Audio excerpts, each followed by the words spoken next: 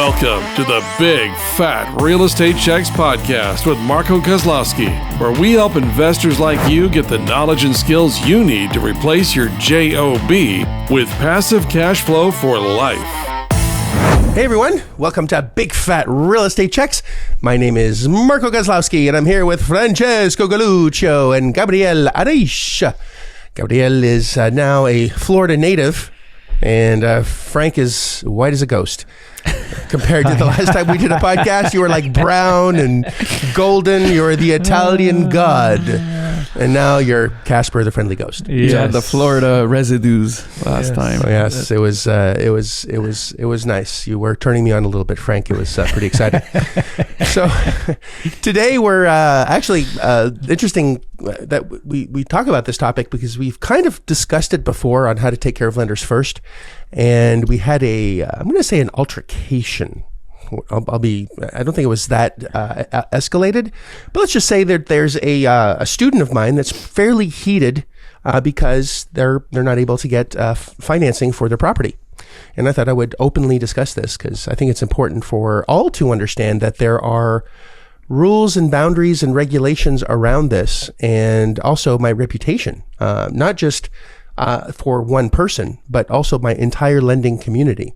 Understand that if we structure a deal that is a bad deal or poorly put together, or the due diligence hasn't been done, and I bless it and someone puts in their money, or an institution or an individual, which on smaller deals under 100,000 generally we use retirement money or my money or Frank's money or Gabe's money. Gabe has more money than he knows what to do with. So he would love to lend money on an asset that is at 30% off, that if someone doesn't make a payment, he gets it to make an 18, 19, 20% return. Absolutely. We all want to do that. So there has to be some boundaries around that. And that's what we're going to discuss today, because no matter how badly you want a deal, it doesn't matter, because if it's not a deal that protects everyone involved in the deal, it's not all about you as the borrower. It's actually about the whole team doing good business together. And that's what we're going to tackle today. If you have not listened, I'm saying this a little bit late in the game, but if you have not listened to the first 10 episodes on asset-based lending and the processes that we have in place, so you never have to use your own money again, as long as you do it responsibly and do it the right way, then I highly recommend that you watch those first 10 episodes. And of course, share this, like it, love it, share it, subscribe. We're always looking to build our subscriber base. So pretty excited to have this discussion today on those that think they're doing everything they're supposed to do in order to get financed for an asset, for asset-based lending, but actually do the complete opposite. And it's going to be an interesting discussion on something that we hear a lot. We're going to play that interview on the very next podcast, so don't miss it. We're going to be having a conversation around an interview that I did with I'm going to call it offender number one.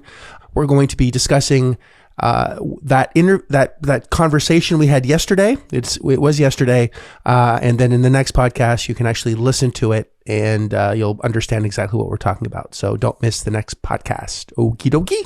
So Frank, give us a quick snapshot in 2 minutes. A 2-minute version. A 2-minute version. That's okay. Frank 2 minutes? Or Frank 2 minutes. I'll go take a nap.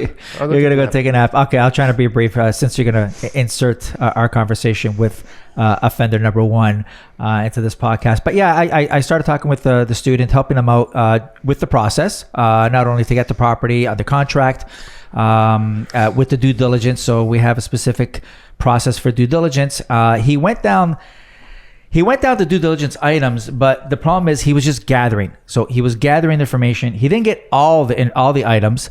So he had to pivot and get substitutional alternative items to satisfy our requirements in the contract. So he was just gathering, but he wasn't looking at the material being provided very closely. In terms of the discrepancies between, we say trust but verify. That's like a commandment, right? We look at a bank statement, and if the bank statement shows a certain amount each month is being deposited, we're going to match that up with the rent roll. And if it doesn't match up, which in this case, I don't think not 1 month matched up, it was very difficult to prove where's this money coming from? Is this just a personal account, which we suspect it was.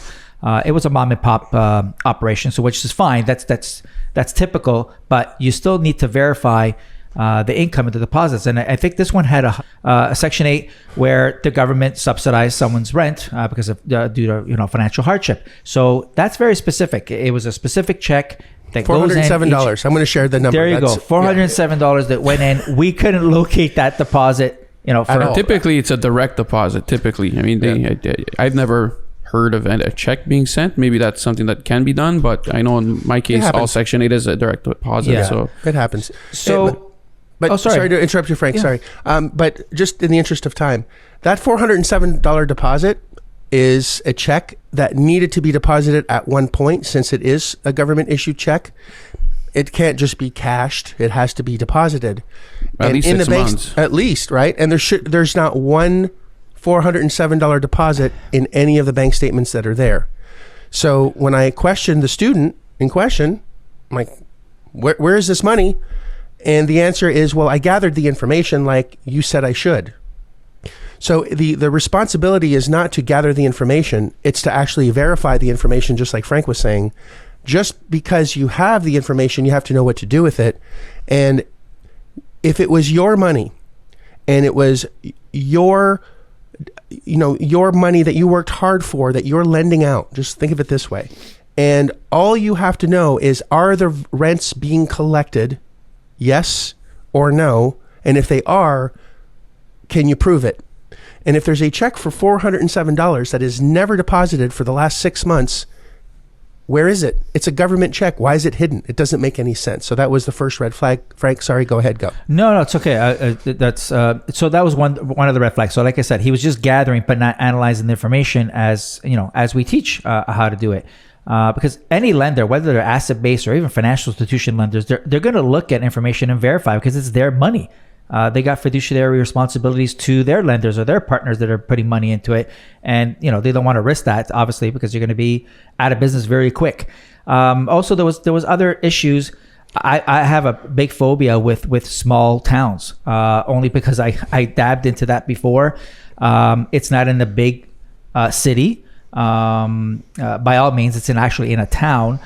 So for me, that's a red flag, only because it's going to be hard to get management, tradesmen, and people on boots on that property. Also, there's a declining population there. So if there's no driving force, like an employment source going there, like an Amazon or whatever, or any employment going to that town, what's happening is over time, the people that are there, through generation, it's going to be declining. And they had an actual minus 2.5 population decrease in 2020. There's no stats on 2021. Maybe they didn't go out there. They didn't think it's worth it. I don't know. But so declining population, no market driver. What's going to happen? There's going to be a lot of inventory there, which is another red flag for me. And if there's no employment there, tradesmen, plumbers, electricians, managers, they're not going to go there. So you would have to get them from afar, pay $125 for them to drive in, which I had to do on one of my properties, just for a plumber to come in. It's very specific. $126.18 well, whatever, per hour. Whatever. It's 100 and something. But if they're driving an hour back and forth, there goes whatever, $200, $300 just for driving. Yeah. So just to hit the pause button here. So we have a small population, which actually I don't care. I have a lot of assets in smaller areas that are doing very well. Thank you very much. As long as it's managed correctly, right? So let's talk about that real quick. So before we do that, I'll let Gabe chime in on this one. So we have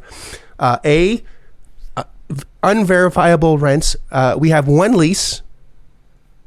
There are estoppel letters. That's basically a form that both the seller, the landlord and the tenants sign.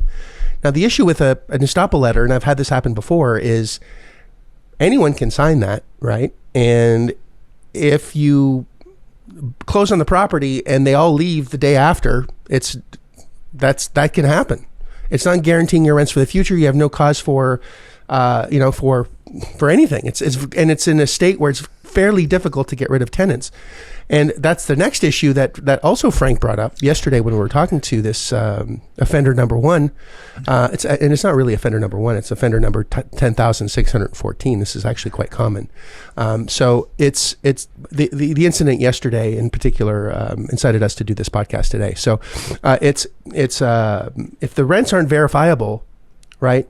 And where the hell was I going with this? I lost my train of thought. Management, yes. No, but before management, there was. I have to edit this. With the rents being estoppels, right? So the estoppels, and we have yes, and then there's and what you were saying yesterday, Frank. Sorry, I lost my train of thought. There is what if nobody's paying at all? So if we can't verify the income and the one check that we know is actually being collected isn't being deposited, what about the other stuff? Mm-hmm. And there's two people from the same last name that are living in two different apartments. So there's family, and if one leaves, everyone leaves, which is exactly what Frank said yesterday. Frank gave me all the goodies to talk about today. So thank you, Frank. and it's there's a lot of little red flags. And next is, how the hell are you going to manage this thing? And we had specifically asked, I know Frank, you did, because you were handling this individual, is you need 3 management companies to have gone, checked it out, seen it, said, yes, I'm ready to go. And yes, I am prepared to manage this. And yes, I am ready to take this on right now. And that's the key thing, willing and able. Yes. That's the whole thing, willing and able. Which we have a whole podcast on. So this isn't something new that we're telling you here. This is something that it's part of the process, especially when you're buying, from out of state. I mean, I do this even if I were buying next door, but the fact that this isn't, in the city where the student is living, that's something that's super necessary. Like, you need that. You need someone else to take care of the property, and you need more than one that are willing and able to, because again, even if you have one and maybe they suck, maybe they're not good at what they do, maybe they start stealing from you, okay, great, so we fire them. But if there's nobody else to take their place, then what? And if there's only 2, then the second one, they know there's only 2. So now you're at the mercy of this second property management company or person, and then you're done with. You become their bitch. And when you're supposed to be just, you're the one who's supposed to be managing this and making sure that this property is generating you income, but also your supporting cast, which are your lenders and your investors. Right. And you're going to be in the same boat that Freya was, who's out of Hong Kong, a student of mine. She bought an 8 unit, and I told her not to. And she used her own money. I told her not to, because on paper it was making a 32% return. And she bought it and sold it at a $50,000 loss because she couldn't get it managed. And I told her not to do it, but just because I tell you something to do it doesn't mean you're actually going to do it. Well, so there's another alternative where they can just move there. Well, from Hong Kong, I don't think so. Well, but exactly. No, then you're buying a job. You're buying a job to manage an 8 unit. Not going to happen. But to that point is, I asked offender number 1, hey, send me I'm actually, I want to help you. Like, I want to lend. I have money that's just sitting there rotting. I want to make money on it. So give me the information that I need. And I think we got to a sort of understanding as to what he has to do next in order to get to the cash. And he said, listen, I have 3 management companies ready to go. And I said, great, send me over the 3 management companies that you have so I can talk to them and get, a landscape of the deal, because they've seen it according to this person, and I'm ready to go. And this morning I get an email with a Facebook link to go check out the management company and 2 websites. No contact information, no phone number, nothing. So what does that tell you? No email exchanges between the 2. Nothing. I got a Facebook link and 2 websites. It's going back to our point. He offender number 1 is just gathering, and they're not analyzing. They're not calling. So they're just you can go on Google and or Facebook. For the listener, for your benefit here, because a third party listener listening to this right now, if I'm you, I'm like, well, the signs are clear here. Like, why is this offender or student going, still pushing for this to move forward and not doing anything? And it goes to something we talk about a lot, and it's very clear that he's married to the deal, and he's not married to the process here. He's married to to this deal, and that's the only reason. And that's why, as a third party looking out, this is our role as whether coaches, mentors, helpers, even as friends, to make sure that we remove that emotional side from it in order to show the facts. And this is why, as a listener, you're probably saying, well, this guy's crazy. He's not crazy. This is just it's a symptom of being so close to a deal that you can feel it almost or touch it, and you can see the cash coming in without taking into account the potential, cliff that's right around the corner that we're trying to demonstrate. Well, you said this, I think before we started shooting this, is how well do you think this individual is going to do in this property if that is the level of understanding, commitment, and effort, really, on how to manage managers? Yeah, I see a train wreck, but I get it. I could be wrong. I don't want to, look. No, we don't know. Paint But a picture you don't know. This is just what do we call it? It's an intuition based on what you're seeing. I mean, it's almost unfair to judge at this point, but you can speculate at what's coming around, and because it feels like No, sorry, that's right. It's not negligence. It's not negligence because we're telling him, and he's got a process that Marco laid out in the curriculum. There's a process, so it's not negligence. No, I don't even want to call it laziness. It's just I don't know. I know people get anxious and they want to get into a deal and they're married to the deal and they can smell it, touch it, whatever. But we've seen students that get into the deal and we say, don't get into the deal. You're gonna end up losing money. So the purpose to get into the deal is to have cash flow. But then they have negative cash flow. Like that individual in Hong Kong. But we had someone else in Michigan, the same thing. We said, don't do it, don't do it, don't do it. And they're bleeding money each month. They are. It's almost like we know what we're talking about. Yes. Just a little bit. Yeah, it is like almost we know what we're doing and we can predict the future.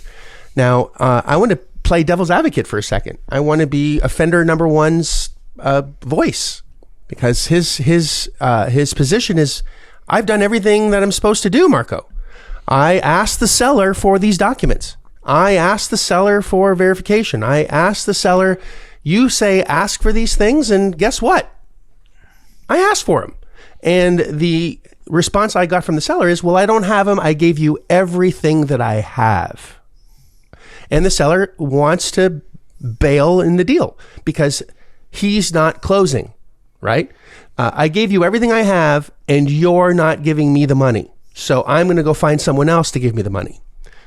So I want to have this discussion because this is a very common discussion that I have constantly with my followers. So once again, I've done everything that I'm supposed to do. The seller gave me everything they have. And since you're not giving me the money, I'm going to rip up this contract and go find someone else to sell it to. I know that this is a recording that we've heard many times. So let's have that fun discussion real quick. Yeah, so let's start with the contract. I mean, that's where it all begins, is a signed agreement. So, you got to read the agreement, and I guess the sequence is you prepare the agreement, send it over to the seller. The seller will read it, agree with it, and sign it, or send you back a red line version or ask for changes, and then eventually both parties agree to the agreement with signatures, and that's what happens. So from there, each party has responsibilities. And the seller's responsibilities are to provide the information that they said they would according to the agreement. So in student's case, he's got to go down that list of all the items that are in the agreement and say, hey, did I get this? Did I get this? Did I get this? And did I get that? And clearly, based on our discussions, that didn't happen. So the student's response is, well, they gave me everything they have, because that's what you said, right, Marco? You said they gave me everything that they have. Yes. Well, that's irrelevant in the context, because what they're supposed to provide you with is what they said they would provide you with. They had a chance to read the agreement. They saw what was required. They decided that this is something that they can provide, so they were okay with signing it. Because if they weren't okay with providing it, they would have pushed back and said, hey, we don't have this. We don't have this. This is what we have. This is what we're prepared to give you. If you're okay with it, then we can sign the agreement. If not, then, we'll happily walk away and part ways as friends. But they signed the agreement. And they said that they would provide these things. So now they are, they have to provide these things. And even as the student, I know this is a discussion we've had multiple times with different students. And I think we may have even discussed it on a podcast at one point. But not having certain items does not excuse you from not providing them or not having to provide them. You've agreed to provide something. You have to provide them. This is the same thing, and I know, Mark, we discussed this, I think maybe yesterday's, is when you go and apply for a loan at the bank or ask for money at a bank. They say, well, we need, your tax returns or your financial statements. We need a letter of employment, and, we need XYZ. Well, if you show up and say, well, I only have this year's tax return and I have letter of employment, here it is, give me my loan.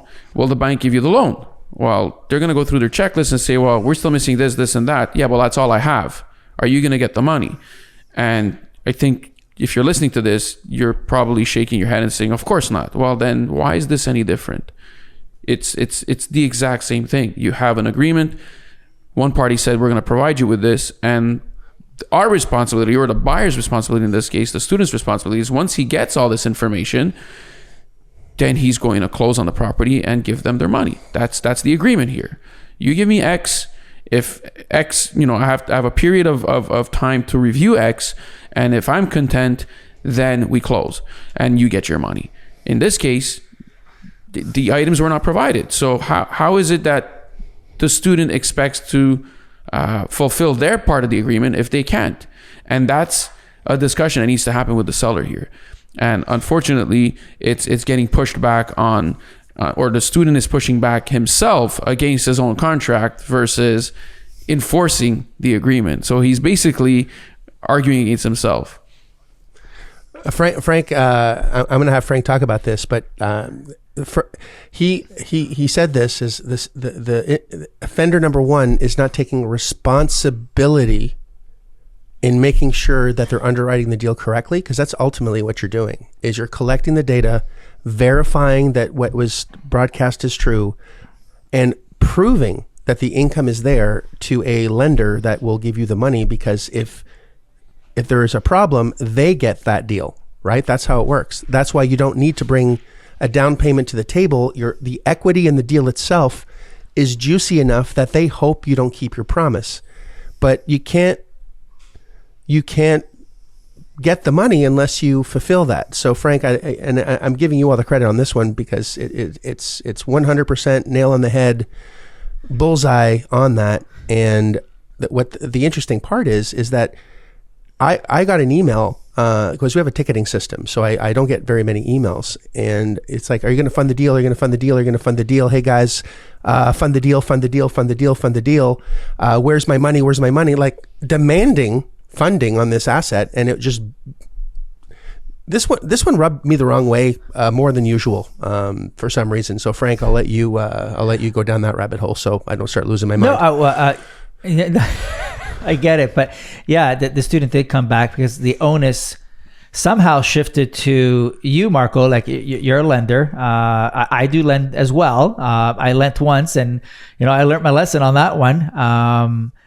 When not proper DD is done, what could happen, and the worst happened, and you never want, any lender doesn't want to go through that, whether you're institution or not. It's a shitty feeling. But going back to where, yeah, he started putting the onus on us to find him financing for this property, which the financing is there. That's not the problem. The financing is there, but all the elements, according to the agreement, as Gabe alluded to, they weren't all received, and once they were received, they weren't all analyzed where they don't make any sense. So if they're received and they don't make any sense and they're not verified, then how can possibly someone take out a checkbook and finance this only because he wants to get into it? So I did see some ugly in there, which is like, the onus shouldn't be on us to find any student any funding. We will share our network with them, but like as you said, Marco, we're not going to bless a deal and introduce the student to an asset-based lender only to go south. And because that's going to be shitty, not only for you for blessing the deal, but it may affect other students that do follow the process and do trust and verify and get all the DD items that they do need as per a contract. I've been on a contract, and listen, he's getting pressure because the seller is saying, hey man, if you don't close, I'm going to rip this up and move on and sell to someone else. Well, the sad truth is they can't do that. Okay? They can't do that. They're in non-performance. I've been through this twice. I'm still in one of them over 4.5 years, which I think is in the recording that you're going to show it. So 4.5 years, they have to meet their obligations as per the agreement. And if they don't, they're in breach, and there's remedies to get around that. Or we tie up the property until they give us what we need. Well, that's the remedy. Right. Yeah. And I think we have a podcast on that as well. I believe we do. Or maybe we don't. And maybe we should, but maybe we won't, because it's secret sauce stuff as well. So a lot of things here. We're going a little bit all over the place. But at the end of the day, offender number one has contract. Offender number one has an agreement that says the seller will provide all these documents to verify income. That's why we have all these documents. Once we receive these documents is when our due diligence actually begins, allowing us to get funding and financing. If we have not received these documents, how are we supposed to fund? But that's not what happened. Agreement okayed, and it's a really good deal, by the way. It's over a 15% return on paper. In the air.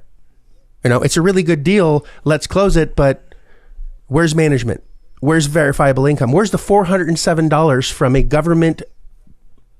government check that's never deposited into any account, right? So you have all these things that are stacking up. Where's the number of the management company that you said that was ready to go? Not a Facebook page. I want the actual. If you spoke to someone, you should have a phone number, right? No number. So there's a lot of things that are not checking out. And when all these things stack up and the student or offender number one starts wanting to attack me, which is kind of what happened. And this, I think, why it was impacted me so much. I'm going to write Marco a bad review because you're not doing what you're supposed to do. And I lost my mind at that point, because if you don't take responsibility and doing your due diligence, and we have it all mapped out step by step by step. In fact, because of that incident, we reshot a whole bunch of videos, didn't we, guys? Yep. And we actually, I'll do a quick plug. You guys are putting a done for you due diligence thing where if they want help on due diligence, they can. We'll put a link in the show notes where how they can get plugged in, so you can get assistance with that in any market at any point and any time. You need to figure out due diligence. It's important. You want to buy the right asset. You don't want to buy just to buy it. You want to buy knowing it's going to take care of you forever. So we'll find a way to get that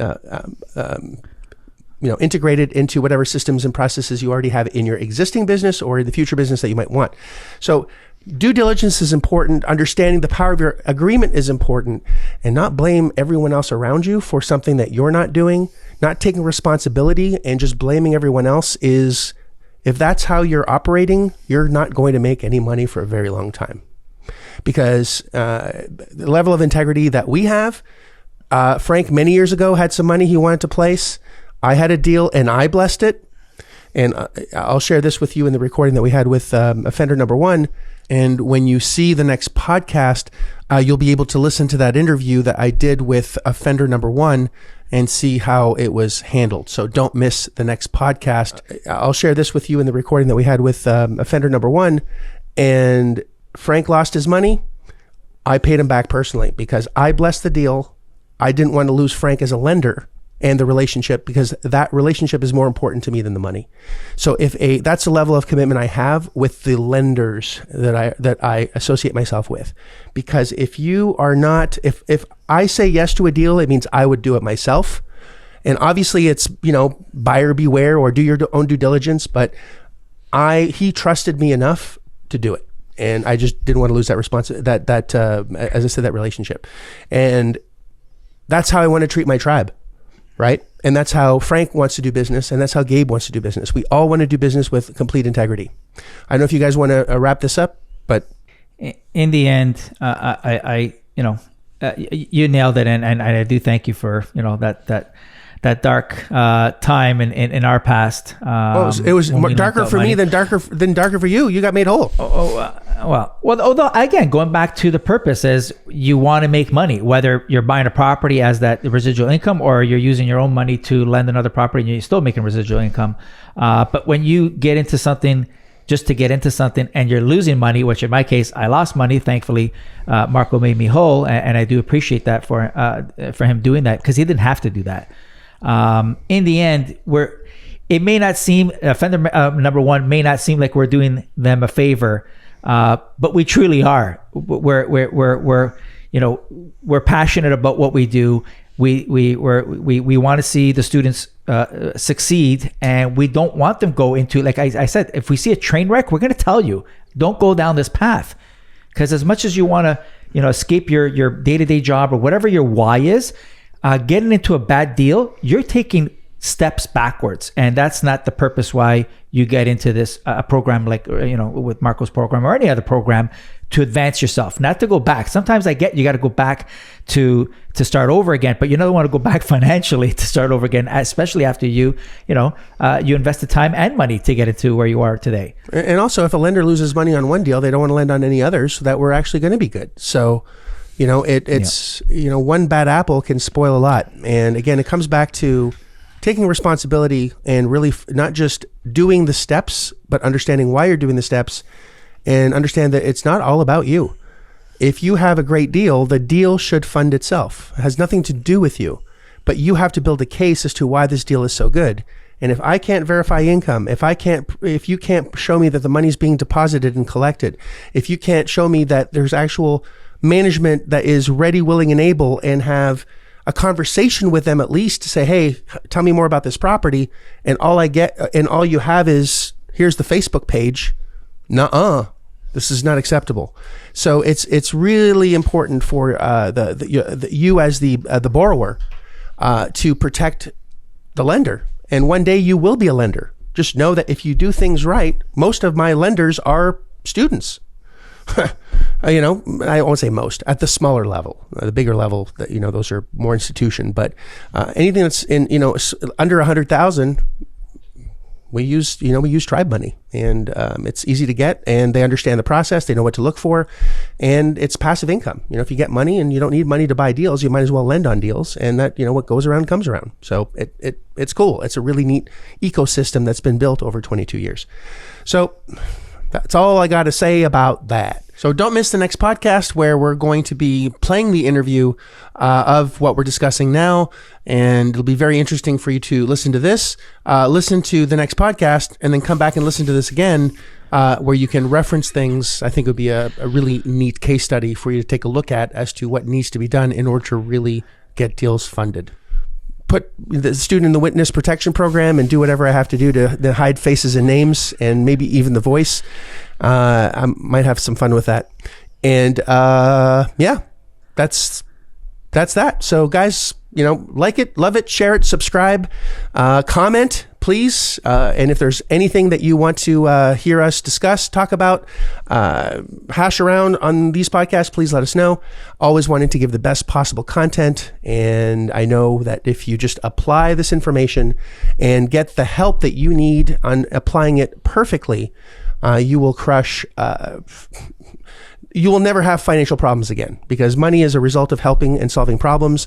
And we have a lot of ways of solving folks' problems, whether it be lenders that need to deploy cash quickly on the right asset, and sellers that need to sell their property quickly in exchange for equity.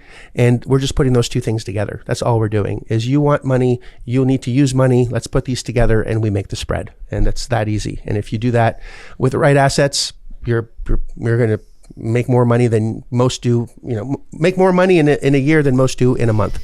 And that's really what we want for everyone, because I believe it's your destiny to be successful, but our choice to fail on what we do every single day with our time. So with that, again, like it, love it, share it. Appreciate you boys very much.